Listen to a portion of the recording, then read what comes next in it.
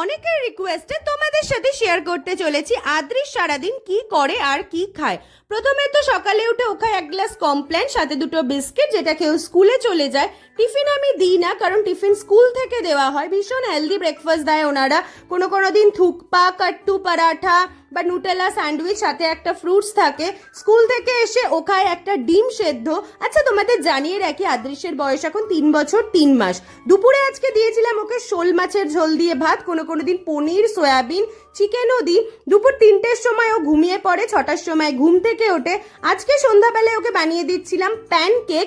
কোনো কোনো দিন ওটস চিলা বা নুডলস বা ব্রেড টোস্ট বা কর্নফ্লেক্সও দিই। আর যেদিন ওর বেশি খিদে পায় সেদিন সন্ধ্যাবেলাও এক গ্লাস কমপ্ল্যান গুলিয়ে দিই। আদ্রিসের ডিনার টাইম হলো রাত 9টা। ও বেশিরভাগ দিনই কিন্তু ভাত খায়, তবে কোনো কোনো দিন রুটিও দিয়ে থাকি। এই তো হলো আদ্রিসের রুটিন। তোমাদের যদি আর কিছু জানার থাকে প্লিজ কমেন্ট করো, আমি